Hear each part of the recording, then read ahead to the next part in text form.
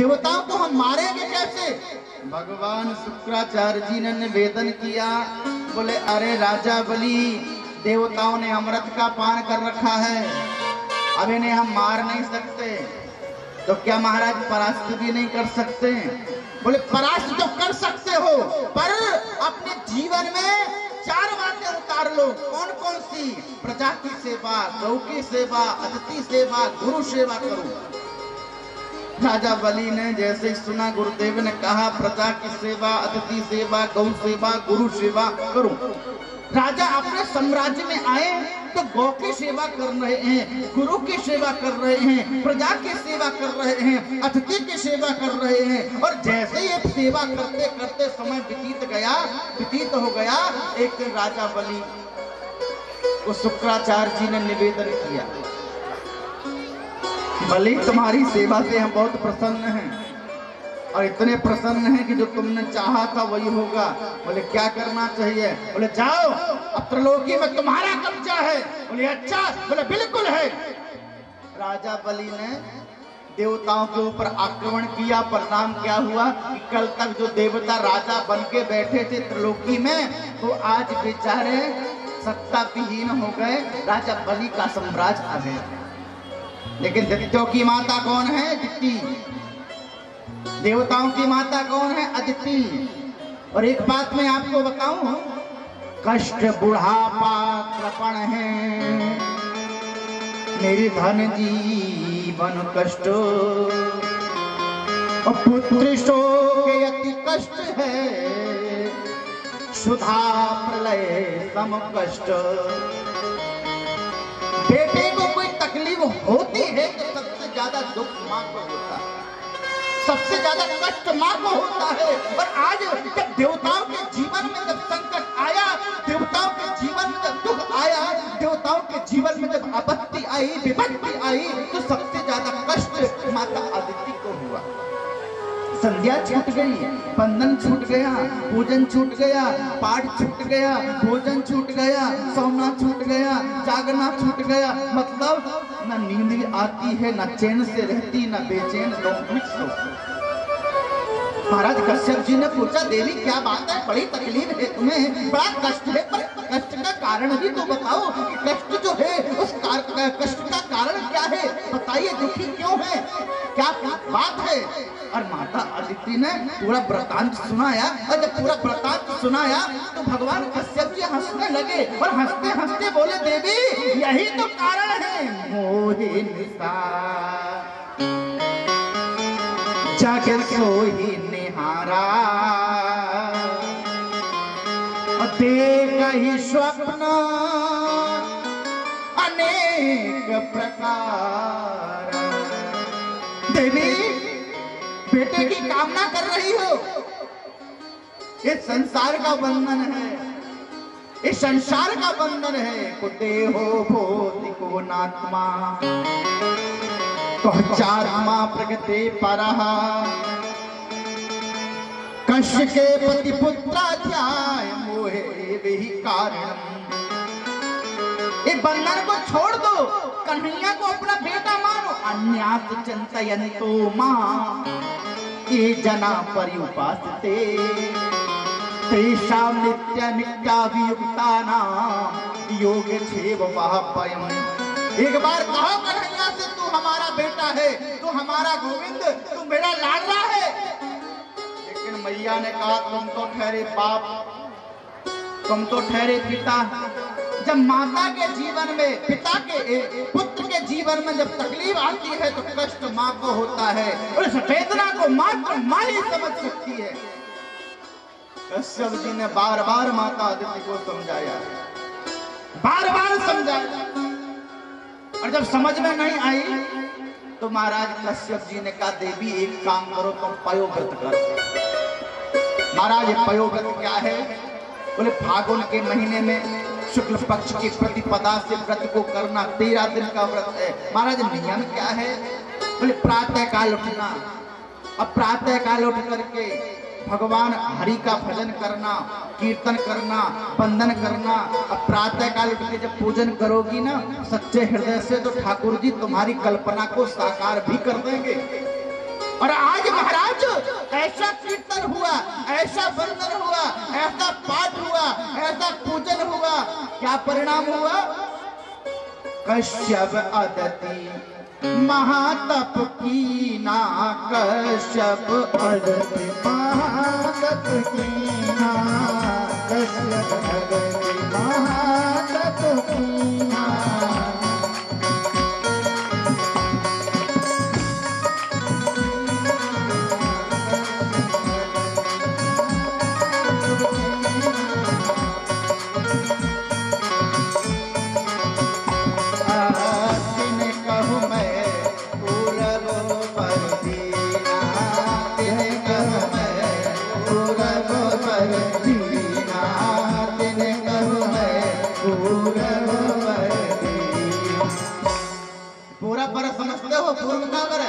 मतलब एक बार पहले भी देख चुके थे, कब? मन और शत्रुपा के रूप में,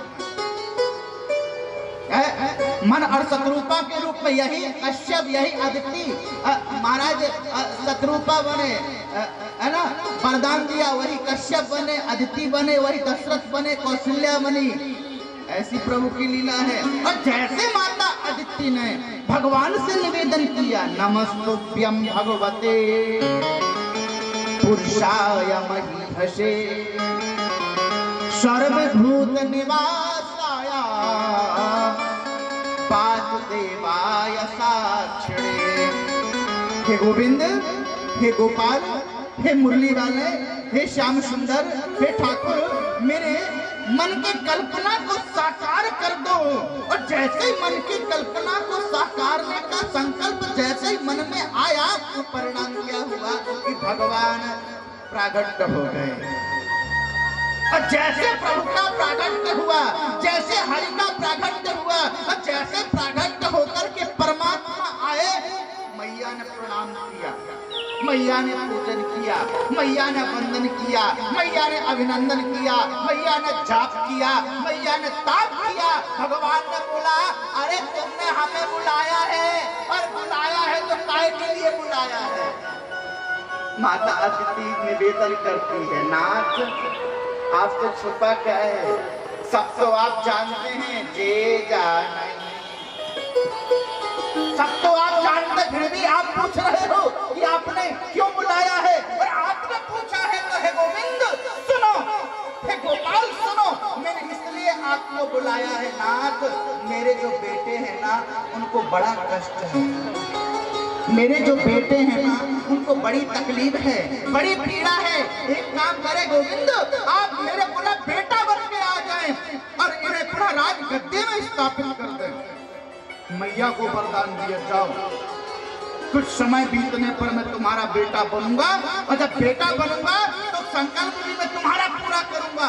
भगवान ने वरदान दिया, जैसे अपने धाम में गए, वहां देवताओं की पंक्ति में सारे देवता खड़े। अब जैसे देवताओं को देखा, जैसे देवताओं को भगवान ने देखा, भले उधर से छूटा पर इधर तो फंस गया। भगवान ने पूछा, देवता आज सबके सब हमारे देवलोक को छोड़ करके हमारे वैकुंठ में आ गए, आप पर आने का प्रयोजन क्या है प्रभु जी? हे गोविंद, हे गोपाल, आज हमसे बड़ी गलती हो गई। गलती क्या हुई नाथ? एक गलती ये हुई कि जब तक हम आपके नाम का चिंतन करते रहे, जब तक आपके नाम का वंदन करते रहे, जब तक आपके नाम का अभिनंदन करते रहे, तब तक तो हमारे जीवन में बड़ा सुख था, बड़ी समृद्धि थी, कोई कष्ट नहीं था। और जैसे ही हम आपसे दूर हुए, वंदन भूल गए, अभिनंदन करना भूल गए, नाम जाप करना भूल गए, आज महाराज बड़ी तकलीफ है। लेकिन हे गोविंद, हे गोपाल, बस एक बार मुझे इस संकट से निकाल दो, कभी हम आपको भूलेंगे नहीं। क्या करना पड़ेगा? बोले महाराज आप जाओ और युद्ध करो। का हुए वासा? बोले राजा बोले को सत्ता से निकाल दो, हमें एक बार सत्ता पुनः प्रदान करा दो। और सत्ता में जब हम आएंगे महाराज, तो ऐसे नाम का जाप करेंगे, ऐसा बंधन करेंगे, दोबारा कभी आपके नाम का अनुसरण करना भूलेंगे नहीं। भगवान ने कहा वो बात तो ठीक है, अभी हम वरदान दे आए तुम्हारी बहू को,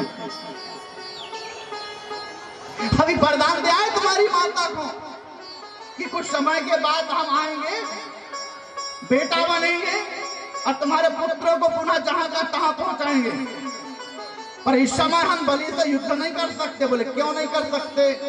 बोले गुरु मेहरबान तो चेला पहलवान है ना। राम जी धनुष तोड़ लेते, नहीं तोड़ते, लेकिन गुरु जी ने कहा उठाओ राम भंजाऊं भाव चापा। गुरु जी ने कहा जाओ तोड़ दो। अब गुरु जी ने कहा कि तोड़ दो, तो मान लो कि वो टूट ही गया। राम जी ने तो खाली हाथ लगाया है, तोड़ने वाला तो कोई और था, प्रेम से गुजरा देगा। तो गुरु मेहरबान तो चेला पहलवान। पर आजकल सबसे बड़ी विडंबना है, अगर कऊ गुरु के घर दो चेला रहे तो भी परेशान। एक गुरु के दो चेला, जैसे हम दो, अब दोनों गए कहीं बाहर, एक राजा की राज में। अब एक चेला को लघु शंका लगी आई, तो राजा से पूछा जाना है किधर जाएं? जंगल में। अब गए तो राजा ने एक से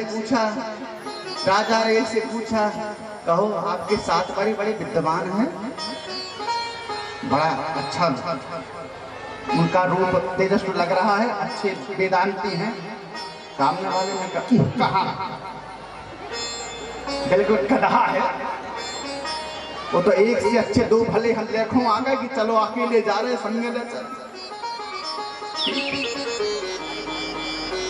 आए जैसे ही पहला जो गया था वो आया, दूसरे ने कहा तो हम भी निपटा जा। अब जो गए थे आके बैठे, उनसे पुनः राजा ने पूछा कहो आपके जो भाई हैं बड़े विद्वान, बड़े अच्छे हैं, बड़ा अच्छा वक्तत्व है। कहाँ देखो पहल घरे कुछ नहीं आता। बोले एक से अच्छे दो भले हम तो देखो आ गए। अब जैसे ही घड़ी में 12 बजे राजा ने कहा चलो भोजन कराओ सबको। भोजन करने जैसे दोनों पहुंचे, और जब दोनों पहुंचे तो बैल के सामने भूसा, गधे के सामने घास।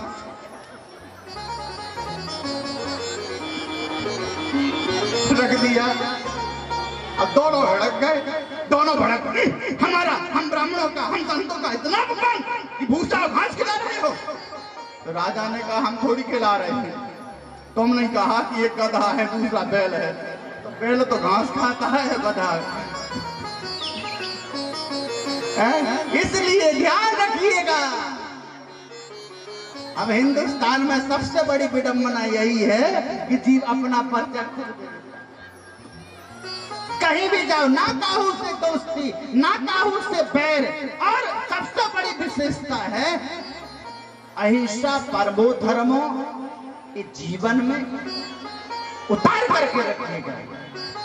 ये मन में भाव होना चाहिए, हम किसी की निंदा नहीं करेंगे, हम किसी से बैर नहीं करेंगे, हम किसी से द्वेष नहीं करेंगे। और जो गुरु कृपा कब होगी? जब हम द्वेष नहीं रखेंगे। निर्मल मन जन सो मोहि भावा, और मोहि कपट छल छिद्र न भावा पावा। जब मन निर्मल होगा, दिव्य होगा, तो गुरु कृपा हो जाएगी। और जब गुरु कृपा होगी तो गोविंद आपके पास वो ऐसे निकट है। भगवान ने कहा देवताओं चिंता मत करो, कुछ समय बीतने के बाद में तुम्हारी मैया के गर्भ से जन्म लेकर के आऊंगा। और जैसे शुभ समय आया, श्रोणायाम श्रवण द्वादशायाम मुहूर्ते विजिति प्रभु, सर्वे नक्षत्र दक्षाणाम चक्र तक्षणम दक्षिणा। भादों के महीने में द्वादशी तिथि के ठीक 12 बजे परमात्मा बावन के रूप में प्रकट होकर के जैसे ही आए, और जैसे ही परमात्मा आए तो सबके दिल में आनंद आ गया, हर्षित हो गए, आनंदित हो रहे हैं, प्रसन्नचित हो रहे हैं। भगवान बावन आए, पर बावन कैसे हैं? भक्तों ने देखा भगवान आए तो हमारा कष्ट अब दूर होगा, हमारे जीवन में आनंद आएगा, परमानंद आ गया है, अब तो आनंद आना ही है। जिनके पास में जो था दिया। भिक्षा देने माता पार्वती आई, भिक्षा पात्र दिया, सप्तऋषि आए, खड़ाओं दे दी, सिंहासन दे दी, आसन दे दी, कमंडल दे दिया। जिनके पास में जो था दिया, परमात्मा ने स्वीकार किया, जनेऊ संस्कार हुआ। अच्छा, हमारे ब्राह्मणों में सबसे बड़ी अच्छी परंपरा है, ब्राह्मण के बालक का जनेऊ संस्कार होता है। और जनेऊ संस्कार में जो दक्षिणा मिलती है वो कहाँ जाती है? गुरुदेव के पास। बाबर जी का जनेऊ संस्कार हुआ, दक्षिणा मिली, गुरु जी के पास में गई। और जैसे गुरु जी के पास में गई, काय को आए हो चेला जी, दक्षिणा लेते कहाँ है? इतनी सी कोट, इतनी सी लेखो, इनमें हमारो क्या हुआ है? दक्षिणा देना चाहते हो बाबन, देना तो चाहता हो, तो छोटी सी दक्षिणा में हमारी पूर्ति होने वाली बोलो ना, नहीं है तो क्या करना पड़ेगा? जाओ त्रिलोकी की दक्षिणा लेखो आओ। अच्छा, त्रिलोकी की दक्षिणा यहाँ कहते हैं त्रिलोकी की दक्षिणा लेखो आप। देखिए, मतलब जो त्रिलोकी में बैठा है उसको बाबा जी बना दो, जो राजा बन के बैठा है, राज बन के बैठा है, उसको बाबा जी बना दो, और हम बाबा जी को बाबूजी बना दो। अच्छी, पर गुरु जी ने कहा है तो जाना तो पड़ेगा ना। अब गुरु जी ने कहा है तो जाना तो पड़ेगा। महाराज छाता लगाते हैं, चले, कहाँ जा रहे हैं? राजा बलि के राज्य में। काहे के लिए जा रहे हैं? गुरु के वचन के, गुरु के संकल्प को पूरा करने के लिए जा रहे हैं, चले जा रहे हैं। राजा बलि ने सामने से एक मंडप में स्वाहा कर रहे, स्वाहा स्वाहा स्वाहा। अच्छा, जिसके लिए स्वाहा कर रहे थे वो सामने से आ रहे, जिसको स्वाहा कर रहे थे वो सामने से आ रहे थे। राजा बलि ने सामने दृष्टि उठा करके देखी, स्वाहा स्वाहा करना भूल गए, जहां थे वहां से ही रह गए। शुक्राचार्य जी आचार्य बन को बैठे, बोले बाहरे बलि, तेरी दशाएं क्या हो गई? तेरी दशाएं क्या हो गई? जो हवन क्रिया में बैठता है, यज्ञ मंडप में बैठता है, उसे आचार्य के हिसाब से चलना पड़ता है, अनुरूप चलना पड़ता है। और तुम तो विपरीत हो गए, तुम्हारा मन कहीं है, शरीर कहीं है, कैसे कल्याण होगा? राजा बलि ने कहा, चिंता मत करो, तुम्हारी भी वही दशा होने वाली जो हमारी हुई है। कैसे? सामने देखिए, ऐसा लग रहा है महाराज कि साक्षात सूर्य नारायण एकत्रित होकर के आज हमारे यज्ञ मंडप में आ रहे हैं। राजा बलि ने कहा, शुक्राचार्य जी ने सुना, और जैसे ही शुक्राचार्य जी ने देखा, और जब शुक्राचार्य जी ने देखा तो शुक्राचार्य जी ने कहा, बलि सूर्य नहीं होगा तो चंद्रमा तो जरूर होगा। इतना सुंदर बालक तो मैंने कहीं देखा ही नहीं है। अच्छा, नहीं देखा तो देख लो, गुरु चेले की आपस में बात चल रही थी कि भगवान का आगमन हो गया, भगवान का पदार्पण हो गया। हरे रामा रामा राम सीता राम राम राम, हरे रामा रामा राम सीता राम राम राम, हरे रामा रामा राम सीता राम राम राम, हरे रामा रामा राम सीता राम राम राम, हरे रामा रामा राम सीता राम राम राम, हरे रामा रामा राम सीता राम राम राम, हरे रामा रामा राम सीता राम सीता राम, हरे रामा रामा राम, हरे रामा रामा राम सीता राम राम राम, हरे रामा रामा राम सीता राम राम।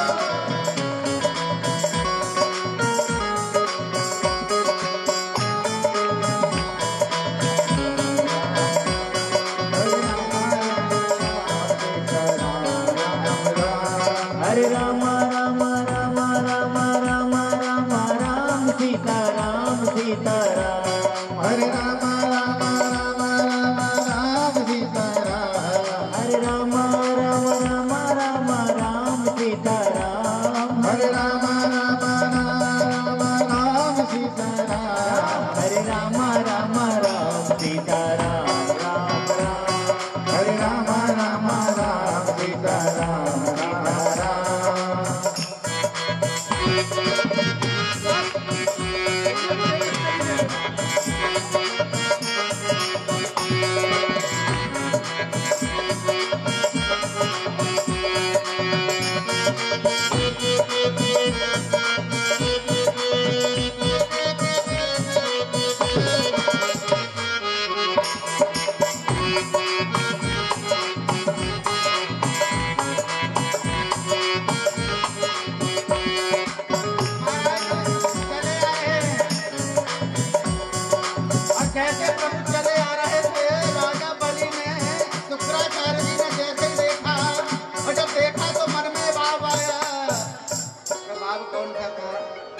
आनंद धाम परिवार जबलपुर मंडल है, जिन्होंने एक छाया चित्र आनंद धाम परिवार को समर्पित किया है।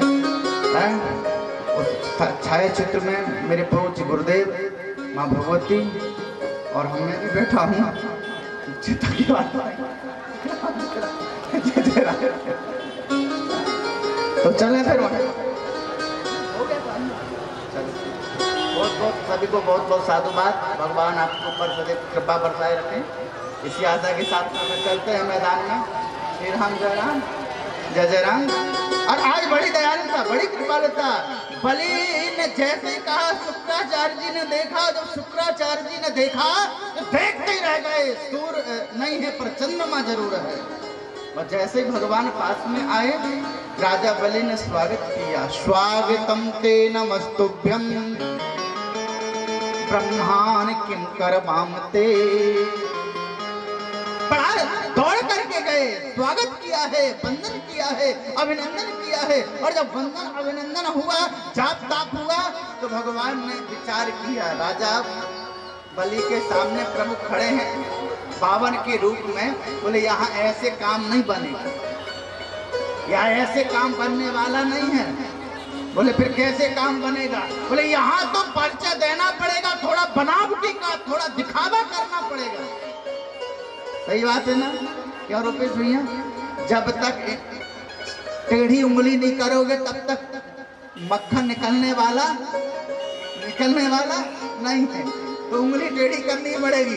तो भगवान ने भी थोड़ा अपने आप को टेढ़ा किया। मतलब कहने का मतलब, महाराज जो मेरे गोविंद, मेरे गोपाल बावन के रूप में आए तो सही, चाहिए तो है, लेकिन अपने नाम का जाप स्वतः करने लगे। आप ही पूजा आप बुझावे,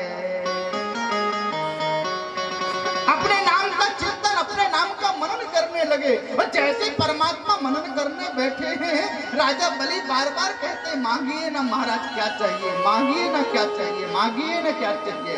आश्रम नहीं तो आश्रम दे दूं, मकान नहीं तो मकान दे दूं, आश्रम है गाय नहीं है तो गाय दे दूं, धर्मशाला नहीं धर्मशाला बना दूं। और कुछ नहीं महाराज, विवाह कराना चाहते हो तो विवाह करा दो, पर महाराज बोलो तो। महाराज की तो बोलते ही बनेगा। महाराज के तो बोले कहते पहले सोच तो ले। तो राजा के सामने खड़े मांगने बोले तो क्या क्या मांगे।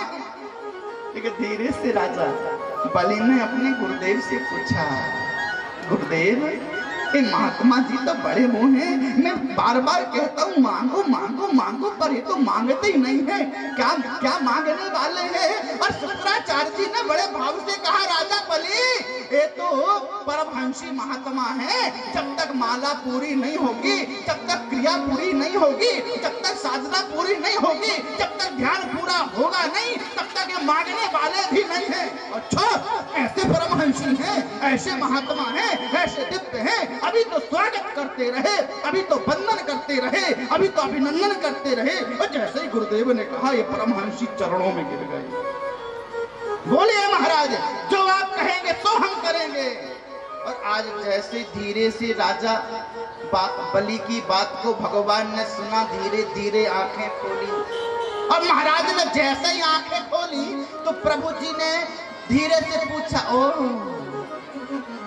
ओ तुम ही बावन हो, तुम ही राजा बलि हो? भगवान बलि ने कहा, जी महाराज बलि में ही। तुम्हारे तुम्हारे परिवार में जो आपके परबाबा हिरण्यकश्यप से बड़े दानी थे, आपके प्रहलाद बाबा बड़े दानी थे, आपके पिता विमोचन भी बड़े दानी थे। महाराज आपका पूरा परिवार ही दानी था, लेकिन आप दान की बात करें तो कोई बड़ी बात नहीं, कोई बड़ी बात नहीं है। पर मैं तो ठहरा परमहंसी महात्मा, मैं तो ठहरा परमहंसी महात्मा। महाराज तो आपको नियम क्या है? जो दे दे उसका भला, जो ना दे उसका भी भला, जो दे उसका भी भला, जो ना दे उसका भी भला, जो दे उसका भी भला, जो ना दे उसका भी भला, जो दे दे उसका भी भला, जो ना दे उसका भी भला, जो ना दे उसका भी भला, जो ना दे उसका भी भला, जो ना दे उसका भी भला, जो दे उसका भी भला, दे उसका भी भला, जो ना दे उसका भी भला, जो दे उसका भी भला, जो ना दे उसका भी भला, जो दे उसका। ताली तो बजा दो, अब ताली बजाने में थोड़ी हम तुमसे कुछ मांग रहे हैं। उठाओ हाथ। एक मिनट, ये हमारे जबलपुर और दमोह की माता जब लड़ती है ना, तो कभी देखा झगड़ा इनका? उलिया